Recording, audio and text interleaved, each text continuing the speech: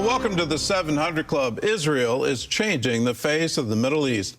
Those are the words of Israeli Prime Minister Benjamin Netanyahu after a weekend phone call with President-elect Donald Trump. Netanyahu said the two leaders had a very friendly talk. It focused on defeating Iran's proxy armies and recovering the hostages from Gaza. Chris Mitchell reports from Jerusalem. In his Sunday announcement, Netanyahu said he and Trump discussed the need to complete Israel's victory and declared it's a new Middle East. A year ago, I said something simple. We would change the face of the Middle East, and we're indeed doing so. Syria is not the same Syria. Lebanon is not the same Lebanon. Gaza is not the same Gaza. And the head of the axis, Iran, is not the same Iran. It has also felt the might of our arm. The Security Cabinet also met to discuss the next steps in Israel's multi-front war, including stopping Iranian armed shipments through Syria. After the fall of the Assad regime, the Russians are pulling out of their bases. While Netanyahu says Israel has no interest in confronting Syria, the IDF is increasing its presence in the Golan Heights and systematically destroying Syria's military infrastructure.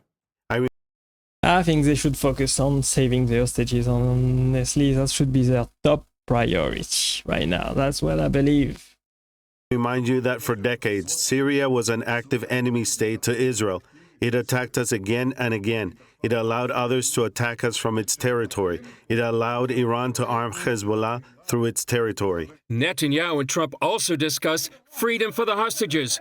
Antony Blinken said the moment has come to find a solution. So this is a moment to bring this to an end, and bring this to an end in a way that gets the hostages home and finally brings relief to people who suffered and continue to suffer every single day. In Syria, the country's new leader, Mohammed al-Golani, declared his group will implement Sharia law and have a morality police.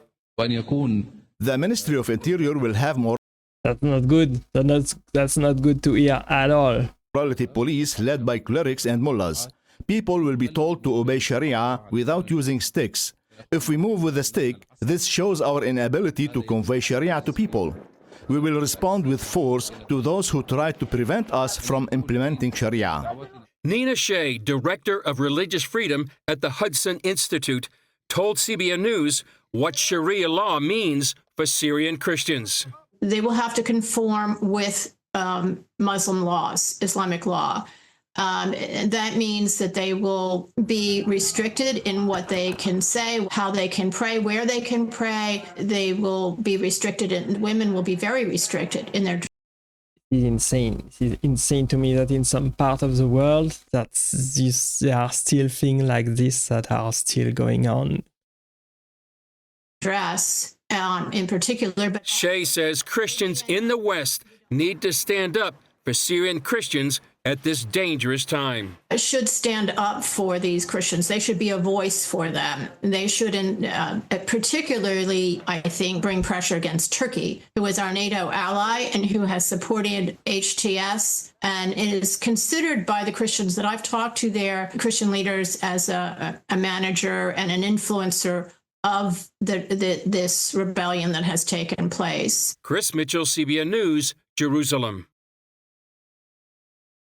Okay. This is not good. This is not good at all. This is not good for Syria. This is not good for Iran. This is not good for the Middle East as a whole. Netanyahu is still at war against Hamas and the Iranian proxies that want to end Israel. He says that he will change the face of the Middle East. What does he mean by that? Does he mean destroy everything and push a regime change everywhere? I'm not sure if that's actually possible, and he's probably not gonna end terrorism anytime soon either, because terrorism is very difficult to eradicate and the enemies of Israel are everywhere.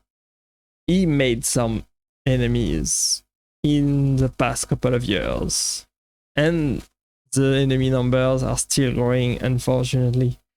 So the war against Israel is probably not gonna end anytime soon, and that's very, very sad to hear. The first priority should definitely be the hostages. That's what I believe the priority should be. Blinken hasn't done anything to help the hostages. He should be ashamed. Yep, I agree that the results are very lacking for Anthony Blinken regarding the hostage situation. Anthony Blinken needs to hush. He's never been a part of what's really happening. People are not happy with Anthony Blinken at all, and I can totally understand them. Lord, take care of your people in Syria. Yeah, these innocent people. This is very sad for them. Blinken is now changing his Blinken mind. Try and tell our Prime Minister that in Australia, because he has no idea how quick they work at this, okay, nothing will change in Syria. Unfortunate, very unfortunate to hear. It's very sad to see the war that are still going on all over the world, and people are in very, very miserable condition. It's hopefully Donald Trump will help change that and bring peace back into the Middle East and all over the world, for peace and prosperity and health and happiness for all. We will see if he can actually deliver on all of his promises. Hopefully it will. Thanks for watching and staying with me to the end. I really appreciate you being there. Click right there to watch the next video, and I will see you in the next video. Bye bye for now.